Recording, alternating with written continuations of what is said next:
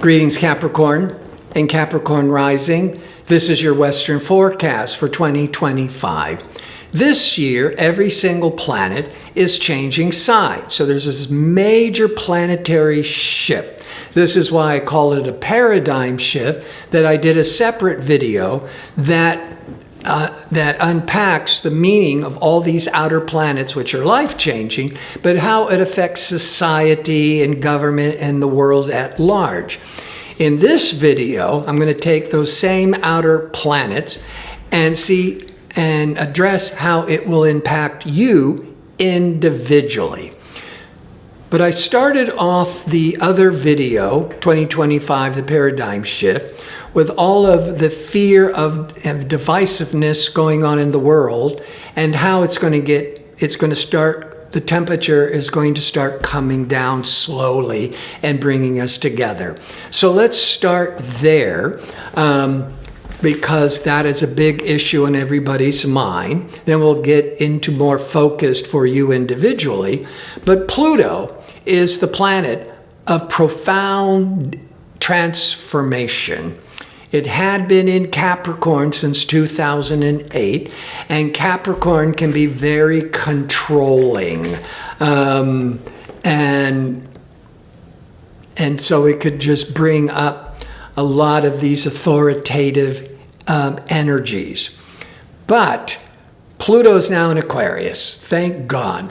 First time in 243 years. It's going to be there for the next 20 years. In basic astrology, Aquarius represents community, friendships, the global village. And so there's going to be a slow, and like I said, the first time in a couple of hundred years, this slow movement, that's also Pluto, to bring more community and brotherhood and friendships together. So good. You need to know that that is a very positive outlook for the future. Now, let's zero in on what you're having to deal with personally right from the get-go. Mars, the warrior planet, the impatient planet, the aggressive planet, is retrograde from December the 6th till February the 23rd. It's retrograding in Cancer. Cancer is opposite Capricorn. Opposite represents the significant other, often the spouse, your business partnerships, major client or contracts. That all falls under the domain of the 7th. And with Mars retrograde till February the 23rd, there could be a lot of frustrations and irritability and exhaustion with others, with negotiations with the spouse. The Mars moves forwards February the 23rd, starting to release all that pent-up stress, and remaining in Cancer in your 7th of partnerships to April the 17th. But here's the good news. Saturn is in Pisces, which is a water sign, in harmony with Mars in Cancer, a water sign. Saturn is helping to discipline and focus and control the Mars energy. Saturn's in Pisces from March of 2023 to the end of May 2025. So that first 3.5 months of Mars in Cancer, it's being supported by Saturn. The first month and a half, it may be a little bit more nerve-wracking, but Saturn is keeping you focused, keeping you from giving up, and really able to achieve your objectives with contracts, partnerships, or marriage. Now, before I zoom back and look now and examine these outer planets that could be impacting you not just this year, for a decade or more, before I do that, if you enjoy these videos and would like to see more of them, click like and subscribe. And don't forget to click on the notification bell so you can receive the latest postings. All right.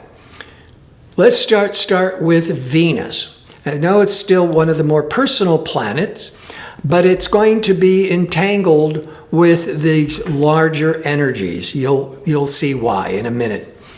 So Venus is retrograde every year and a half, March the 1st till April the 11th. Mars retrograded every 2 years. There's a lot of Mars and Venus retrograding so close to one another. To me, a lot of readjusting and resetting of social norms. Now, Venus will be retrograding in March to early April in your 4th house. Venus in retrograde every year and a half tests relationships, a time of reevaluating relationships or even our creative projects. But the Venus is hanging out in the 4th house. The 4th house is home, family, and real estate. So there could be, with that Mars still in the 7th, there could be some impatience, tensions with close relationships, especially those who you are living with or with family. Now, Neptune is entering Aries into your 4th house of home, family, real estate, April the 1st, giving us a preview to October 22nd, where it retrogrades back into Pisces, tying up loose ends. February 2026, it moves back into Aries, remains there to 2039. This is why I'm saying these outer planets can be impacting you for a good decade or more. Now, Neptune by itself is this transitional, foggy, nebulous, anxiety-provoking energies. But it is being supported by Pluto, Uranus, and even Saturn. Saturn, if it was just Saturn with Neptune, now Saturn is moving into Aries, into your 4th, May the 24th, until September the 1st. Saturn can bring in limitations, restrictedness, distance, separation, all dealing with 4th house, family, living situation matters. But there's a lot of positive energies here, because even though all the planets are changing signs, and at least the first half of the year, it's a lot of transition, a lot of instability, and kicking up a lot of dust that still needs to settle. Most people will be more focused and grounded going into 2026. But a lot of people are going to start seeing the benefits of these outer planets all in harmony with each other July and August of 2025. And so that's when the dust is beginning to settle, or some of you are starting to get a more clear, optimistic outlook about your future and the future of society. Now, why the Saturn is going to be positive with Neptune? Because if it was just Saturn and Neptune without all this positive support, Saturn and Neptune can be depressing, could be escaping reality, because Neptune is the fantasy that Saturn could be crushing. But Pluto's in Aquarius, an air sign, very supportive to Saturn and Neptune in Aries, a fire sign. Come July, progressive, innovative Uranus is moving into Gemini, an air sign. So you're having these bookends of powerful transformational Pluto, progressive Uranus, all favorably influencing Neptune, Saturn. So the best of Saturn, Neptune is the dream, the vision. and that could be music and the arts and the entertainment and the imagination, or spirituality and healing. All those qualities of Neptune that Saturn, the ruler of Capricorn, can start manifesting. It can start helping you believe that your vision and dreams of however it's playing out is real and can be manifested. And the Saturn-Neptune conjunction is in Aries in your 4th. Because it's so positive, and it's like your dreams, Neptune, are coming real, Saturn, for the next, well, certainly in the next decade, and hopefully happening a lot sooner, having your dreams being realized in the 4th could be owning your own home, especially if it's your first time home ownership. It could be having a family. That's the 4th house of home and family. Or you could be getting into, because Capricorn's very business oriented and practical, could be getting into the business of real estate. Now, Neptune and Saturn come together every 36 years. But it's going to be off about a degree. So we're all still going to feel the Saturn-Neptune from the end of May into early June. But technically, they're not exactly aligned till February the 20th, 2026, beginning a whole new 30-year cycle of the most favorable results of Neptune-Saturn, of making your dreams a reality.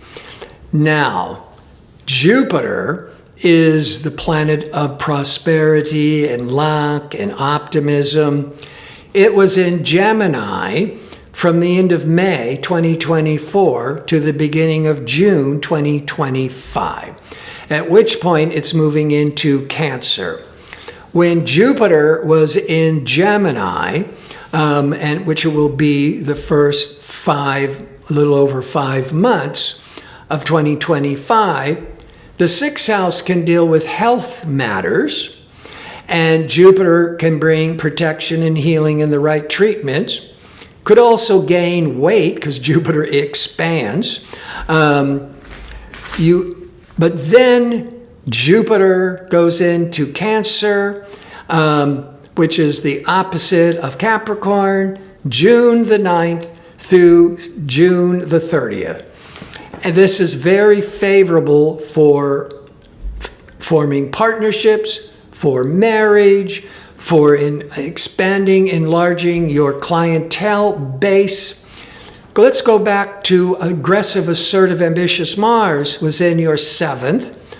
That could be clients and contract negotiations, as well as all types of partnerships, the first 3.5 months of 2025. And Saturn, the ruler of Capricorn, was in harmony, bringing a lot of stability and patience and control to that Mars in the 7th. So it could bring in some really positive energies. So now, June the 9th, Jupiter moves into the 7th for 1 year.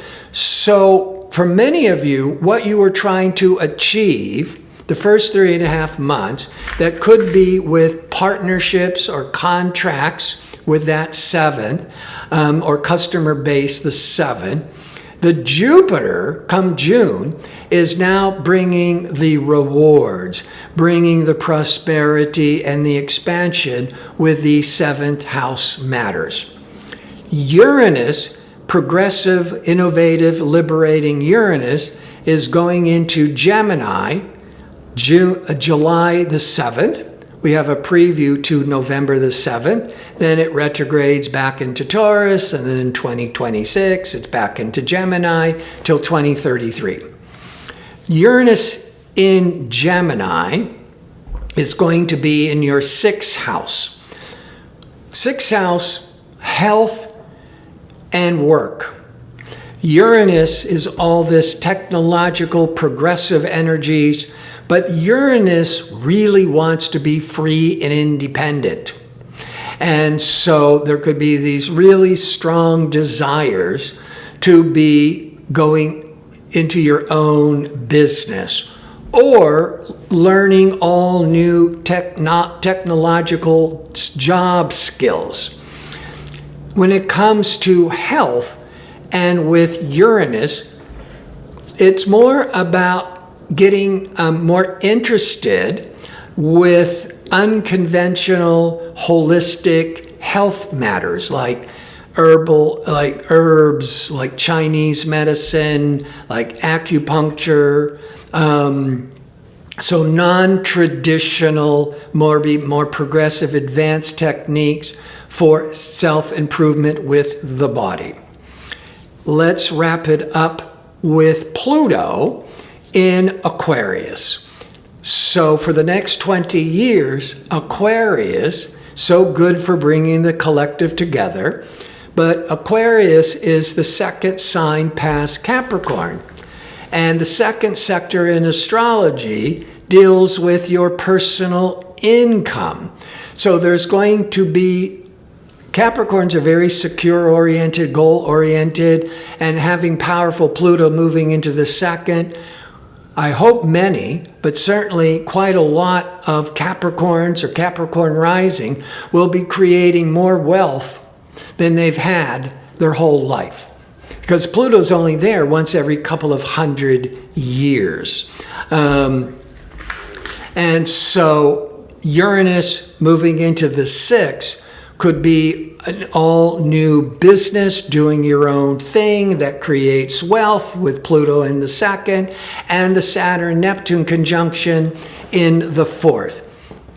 Could be this new business creating wealth, could be with real estate investment or anything that has to do with land, property, agriculture, or maybe going into the family business. That's the fourth house. I'm losing my train of thought here. That fourth house.